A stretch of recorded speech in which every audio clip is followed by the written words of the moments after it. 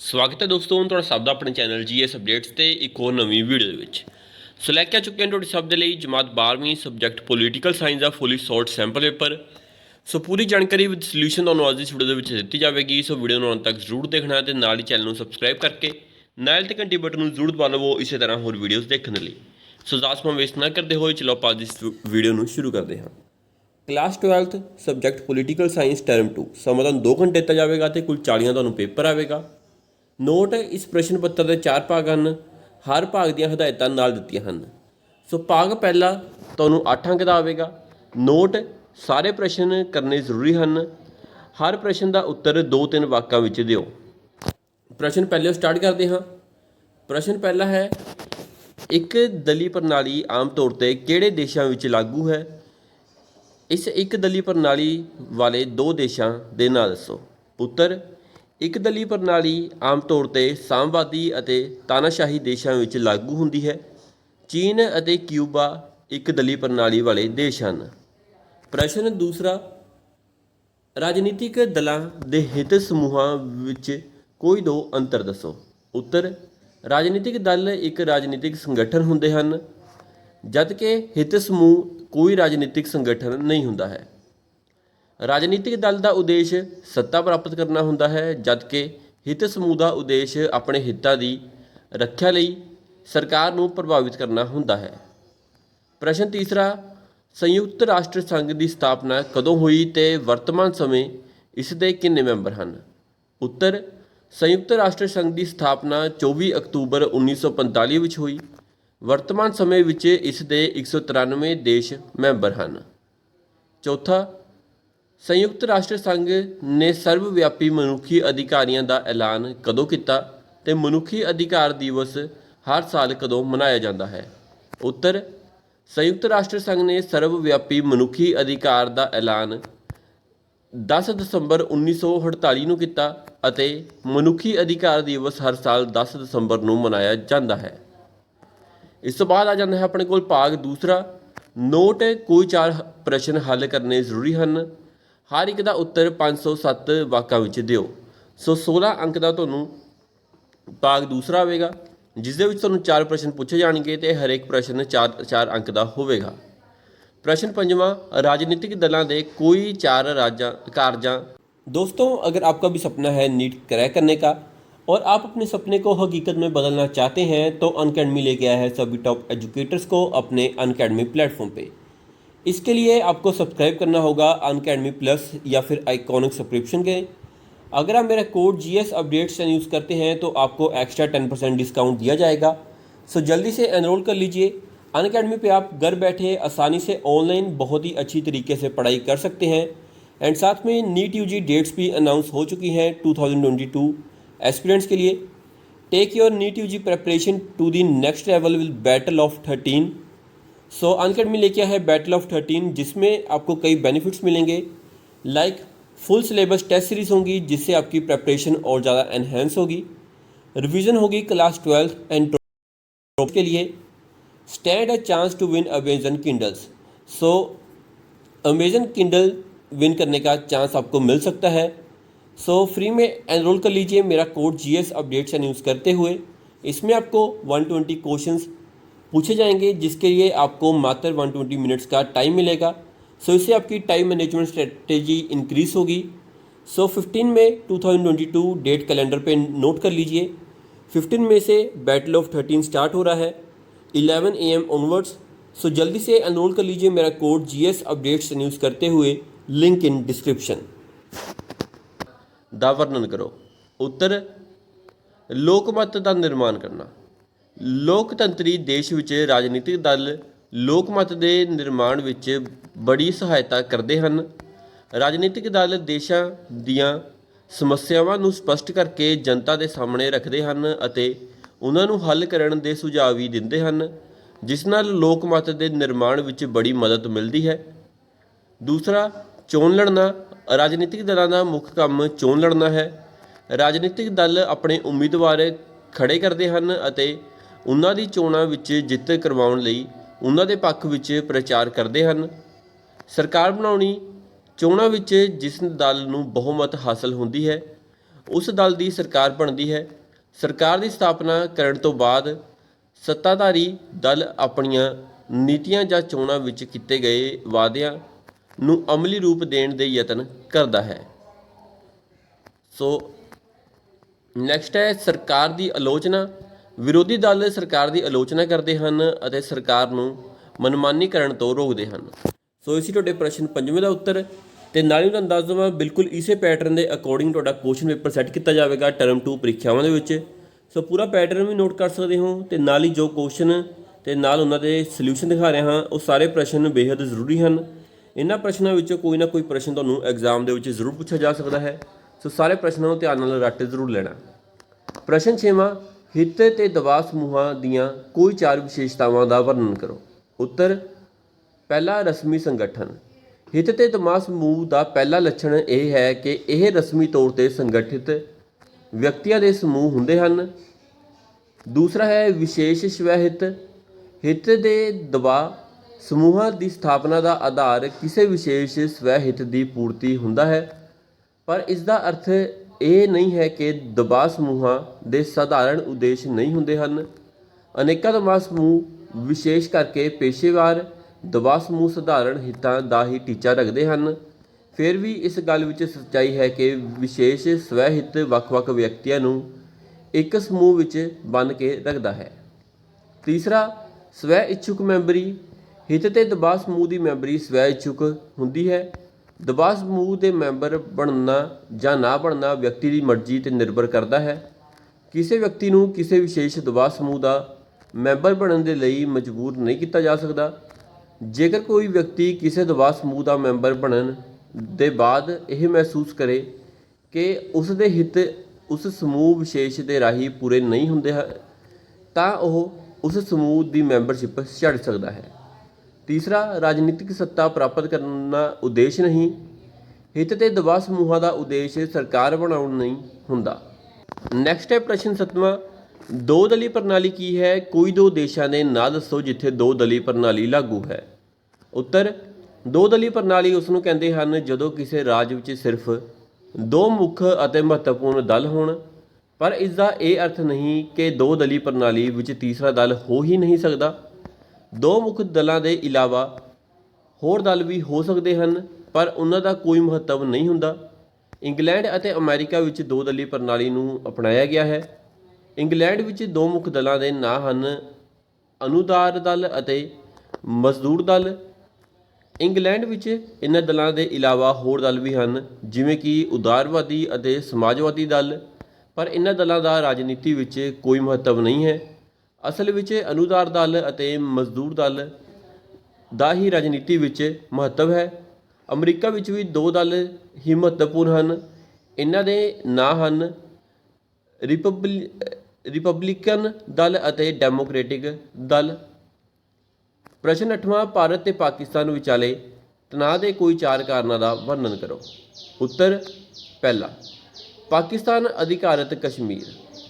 ਭਾਰਤ ਅਤੇ ਪਾਕਿਸਤਾਨ ਵਿਚਾਲੇ ਤਣਾਅ ਦਾ ਮੁੱਖ ਕਾਰਨ ਹੈ ਕਸ਼ਮੀਰ ਦੇ ਕੁਝ ਹਿੱਸਿਆਂ ਉੱਤੇ ਪਾਕਿਸਤਾਨ ਦਾ ਗੈਰ ਕਾਨੂੰਨੀ ਕਬਜ਼ਾ। ਪਾਕਿਸਤਾਨ ਅਧਿਕਾਰ ਕਸ਼ਮੀਰ POK ਜਿਹੜਾ ਕਿ ਭਾਰਤ ਦਾ ਅਟੁੱਟ ਹਿੱਸਾ ਹੈ।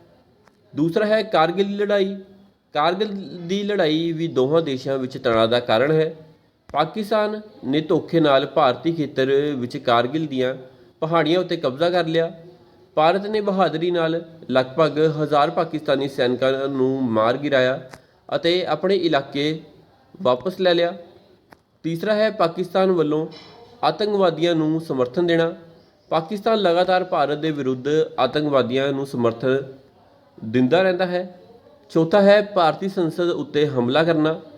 13 ਦਸੰਬਰ 2001 ਨੂੰ ਪਾਕਿਸਤਾਨ ਸਮਰਥਿਤ ਆਤੰਕਵਾਦੀ ਸੰਗਠਨ ਲਸ਼ਕਰ-ਏ-ਤੋਇਬਾ ਅਤੇ ਜੈਸ਼-ਏ-ਮੁਹੰਮਦ ਨੇ ਭਾਰਤੀ ਸੰਸਦ ਉੱਤੇ ਹਮਲਾ ਕੀਤਾ, ਜਿਸ ਕਾਰਨ ਦੋਨਾਂ ਦੇਸ਼ਾਂ ਦੇ ਸੰਬੰਧ ਬਹੁਤ ਖਰਾਬ ਹੋ ਗਏ। ਦੋਨਾਂ ਦੇਸ਼ਾਂ ਦੀਆਂ ਸੀਮਾਵਾਂ ਉੱਤੇ ਸੈਨਿਕ ਤੈਨਾਤ ਹੋ ਗਏ। ਵਿਸ਼ਵ ਸਮੁਦਾਇ ਇਸ ਦੇ ਦਖਲ ਦੇਣ ਉੱਤੇ ਅਤੇ ਪਾਕਿਸਤਾਨ ਵੱਲੋਂ ਲਸ਼ਕਰ-ਏ-ਤੋਇਬਾ ਅਤੇ ਜੈਸ਼-ਏ-ਮੁਹੰਮਦ ਉੱਤੇ ਪਾਬੰਦੀ ਲਗਾਉਣ 'ਤੇ ਤਣਾਅ ਕੁਝ ਘੱਟ ਹੋਇਆ। ਪ੍ਰਸ਼ਨ 9ਵਾਂ, ਰਾਸ਼ਟਰੀ ਏਕੀਕਰਨ ਦੇ ਰਾਹ ਵਿੱਚ ਆਉਣ ਵਾਲੀਆਂ 4 ਰੁਕਾਵਟਾਂ ਦਾ ਵਰਣਨ। ਉੱਤਰ, ਪਹਿਲਾ, ਭਾਸ਼ਾ। ਭਾਰਤ ਇੱਕ ਬਹੁਭਾਸ਼ੀ ਰਾਜ ਹੈ ਅਤੇ ਹਮੇਸ਼ਾ ਹੀ ਰਿਹਾ ਹੈ। ਭਾਸ਼ਾ ਦੇ ਆਧਾਰ 'ਤੇ ਅੰਦੋਲਨ ਦੇ ਦੰਗੇ ਫਸਾਦ ਹੁੰਦੇ ਰਹਿੰਦੇ ਹਨ। ਭਾਸ਼ਾ ਦੀ ਸਮੱਸਿਆ ਰਾਸ਼ਟਰੀ ਅਖੰਡਤਾ ਲਈ ਖਤਰਾ ਬਣ ਚੁੱਕੀ ਹੈ। ਦੂਸਰਾ ਹੈ ਖੇਤਰਵਾਦ।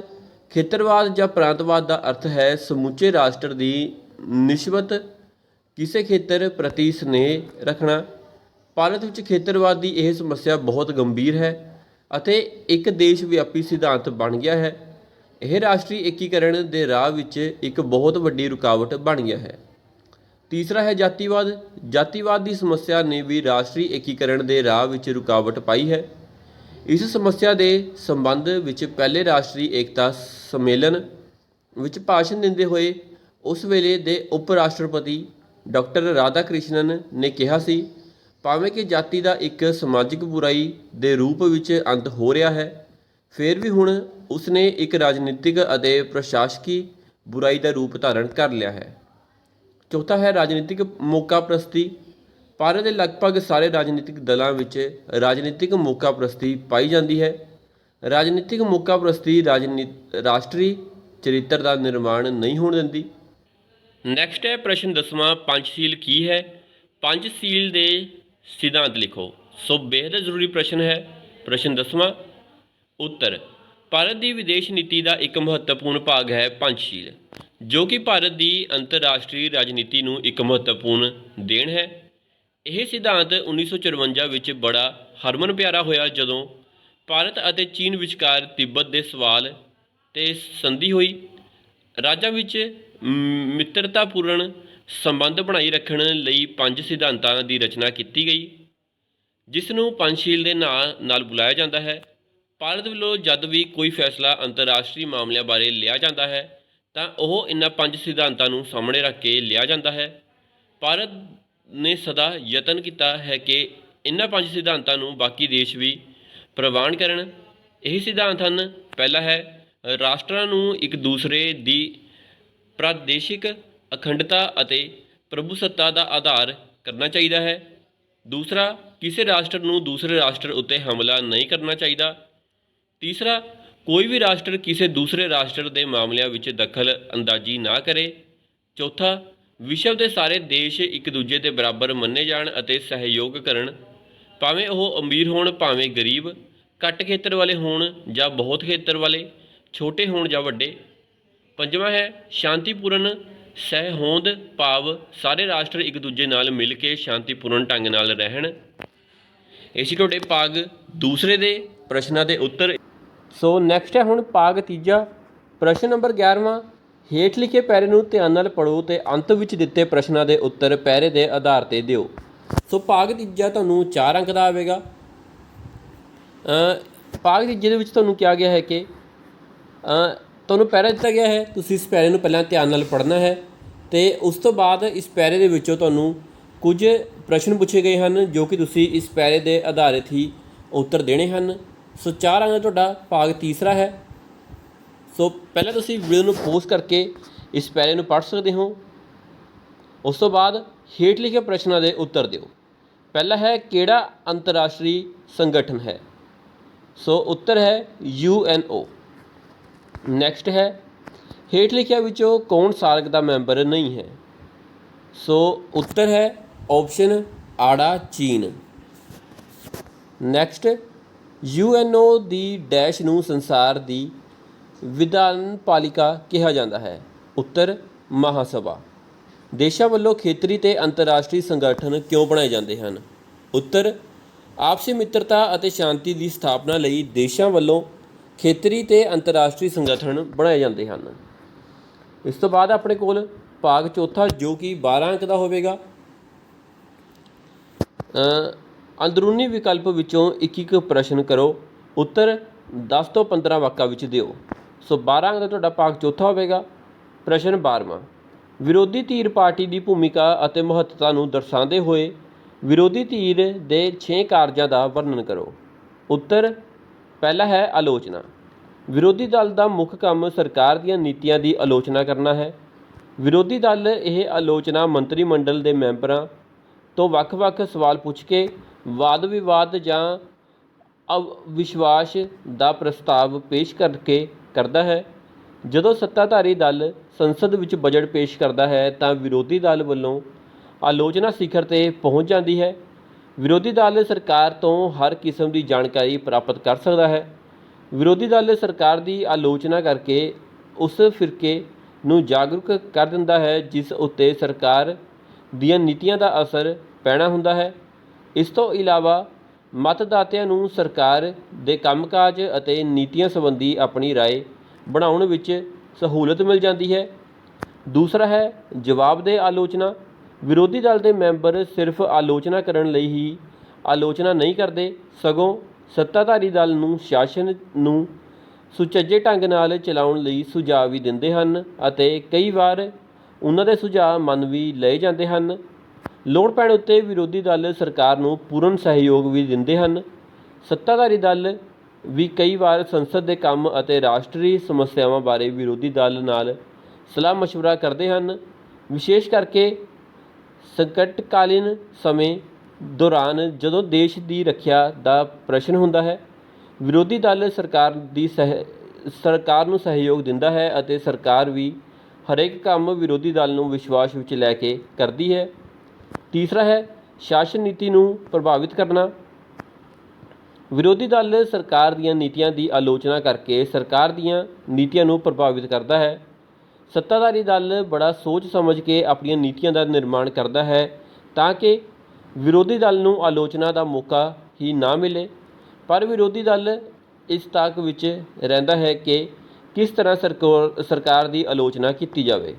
ਚੌਥਾ ਹੈ ਵਿਰੋਧੀ ਦਲ ਸਰਕਾਰ ਨੂੰ ਨਿਰੰਕੁਸ਼ ਬਣਨ ਤੋਂ ਰੋਕਦਾ ਹੈ। ਵਿਰੋਧੀ ਦਲ ਸਰਕਾਰ ਨੂੰ ਸੱਤਾ ਦਾ ਦੁਰਉਪਯੋਗ ਕਰਨ ਤੋਂ ਰੋਕਦਾ ਹੈ।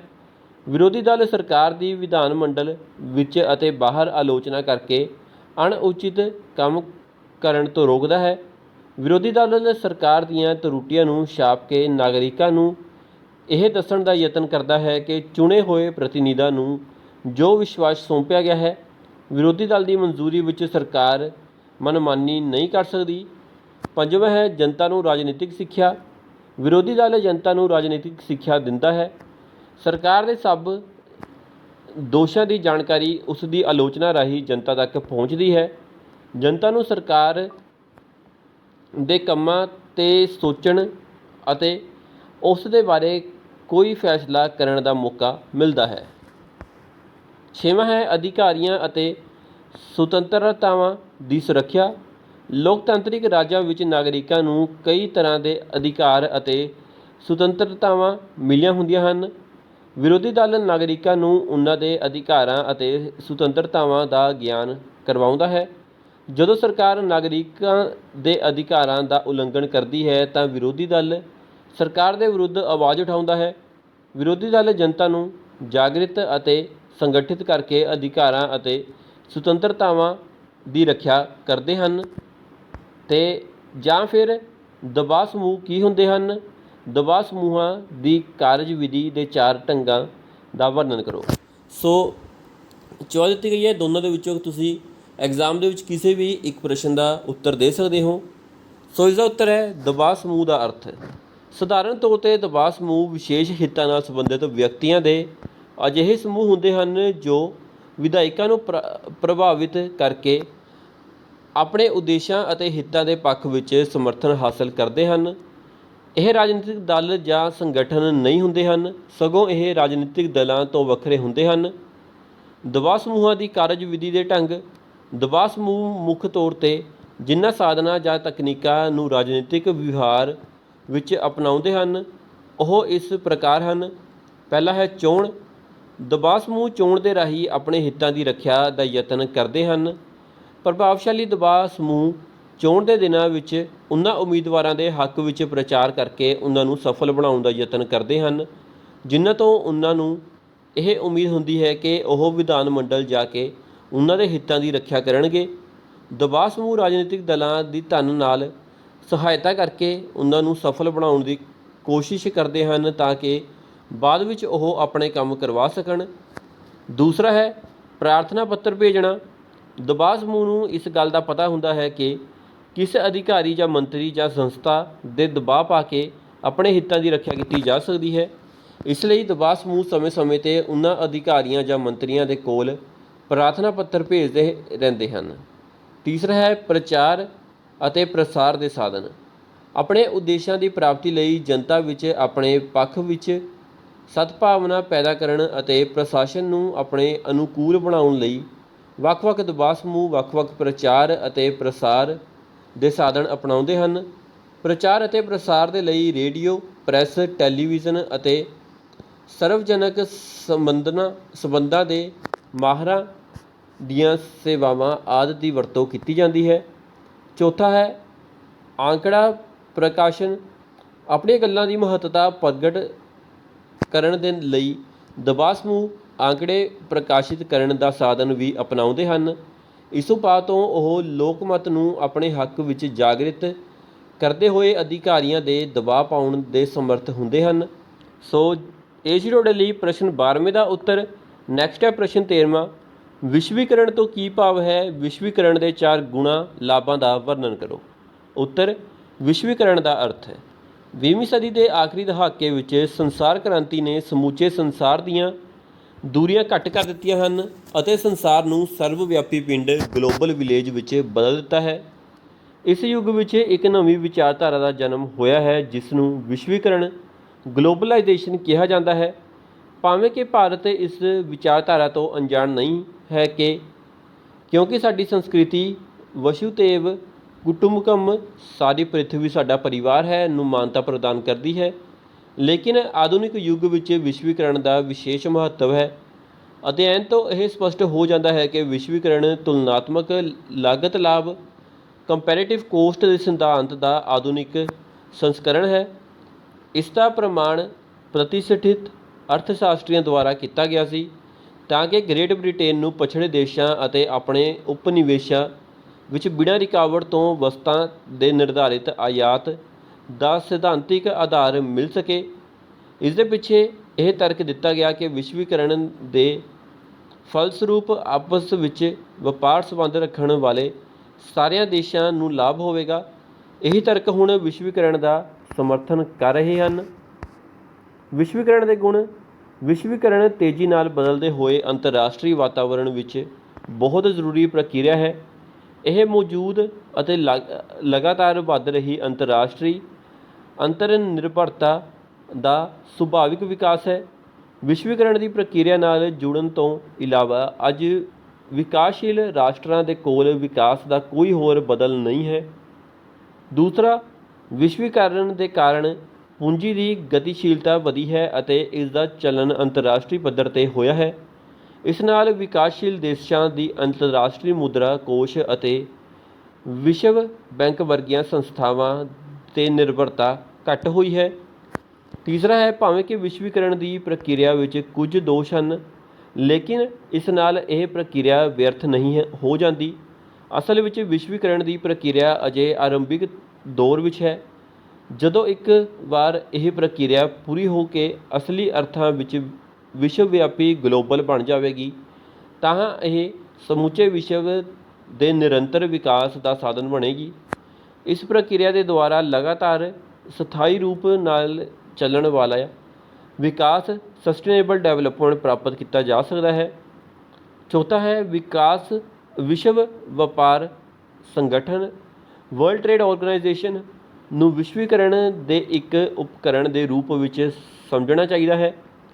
ਜੇਕਰ ਇਸ ਸੰਗਠਨ ਦੁਆਰਾ ਵਿਸ਼ਵ ਵਪਾਰ ਨੂੰ ਨਿਰਪੱਖ ਰੂਪ ਨਾਲ ਨਿਯਮਿਤ ਕੀਤਾ ਜਾਵੇ ਤਾਂ ਵਿਸ਼ਵੀਕਰਨ ਦੀ ਪ੍ਰਕਿਰਿਆ ਵਧੇਰੇ ਲਾਭਦਾਇਕ ਹੋ ਸਕਦੀ ਹੈ। ਜਾਂ ਫਿਰ ਪ੍ਰਸ਼ਨ ਭਾਰਤੀ ਵਿਦੇਸ਼ ਨੀਤੀ ਦੀਆਂ ਕੋਈ 6 ਵਿਸ਼ੇਸ਼ਤਾਵਾਂ ਦਾ ਵਰਣਨ ਕਰੋ। ਸੋ ਚੋਇਸ ਦਿੱਤੀ ਗਈ ਹੈ, ਤੁਸੀਂ ਦੋਨਾਂ ਵਿੱਚੋਂ ਕਿਸੇ ਵੀ ਇੱਕ ਪ੍ਰਸ਼ਨ ਦਾ ਉੱਤਰ ਦੇ ਸਕਦੇ ਹੋ। ਉੱਤਰ ਪਹਿਲਾ ਹੈ ਗੁੱਟ ਨਿਰਲੇਪਤਾ। ਭਾਰਤ ਦੀ ਵਿਦੇਸ਼ ਨੀਤੀ ਦੀ ਸਭ ਤੋਂ ਮਹੱਤਵਪੂਰਨ ਵਿਸ਼ੇਸ਼ਤਾ ਗੁੱਟ ਨਿਰਲੇਪਤਾ ਹੈ। ਭਾਰਤ ਇੱਕ ਗੁੱਟ ਨਿਰਲੇਪ ਦੇਸ਼ ਹੈ ਅਤੇ ਇਸ ਦੀ ਵਿਦੇਸ਼ ਨੀਤੀ ਵੀ ਗੁੱਟ ਨਿਰਲੇਪਤਾ ਹੈ 'ਤੇ ਆਧਾਰਿਤ ਹੈ। ਦੂਸਰਾ ਹੈ ਵਿਸ਼ਵ ਸ਼ਾਂਤੀ ਅਤੇ ਸੁਰੱਖਿਆ ਦੀ ਨੀਤੀ। ਭਾਰਤ ਦੀ ਵਿਦੇਸ਼ ਨੀਤੀ ਦਾ ਮੂਲ ਸਿਧਾਂਤ ਵਿਸ਼ਵ ਸ਼ਾਂਤੀ ਅਤੇ ਸੁਰੱਖਿਆ ਬਣਾਈ ਰੱਖਣਾ ਹੈ। ਇਹ ਅੰਤਰਰਾਸ਼ਟਰੀ ਵਿਵਾਦਾਂ ਨੂੰ ਸ਼ਾਂਤੀਪੂਰਨ ਢੰਗ ਨਾਲ ਨਿਪਟਾਉਣ ਦੇ ਹੱਕ ਵਿੱਚ ਹੈ। ਤੀਸਰਾ ਹੈ ਸਾਮਰਾਜਵਾਦੀਆਂ ਅਤੇ ਬਸਤੀਵਾਦੀਆਂ ਦਾ ਵਿਰੋਧ। ਭਾਰਤ ਖੁਦ ਬ੍ਰਿਟਿਸ਼ ਸਾਮਰਾਜ ਦਾ ਸ਼ਿਕਾਰ ਰਿਹਾ ਹੈ, ਜਿਸ ਕਾਰਨ ਭਾਰਤ ਨੇ ਹਮੇਸ਼ਾ ਸਾਮਰਾਜਵਾਦ ਅਤੇ ਬਸਤੀਵਾਦ ਦਾ ਵਿਰੋਧ ਕੀਤਾ ਹੈ। ਚੌਥਾ ਹੈ ਹੋਰਨਾਂ ਦੇਸ਼ਾਂ ਦੇ ਨਾਲ ਮਿੱਤਰਤਾਪੂਰਨ ਸੰਬੰਧ।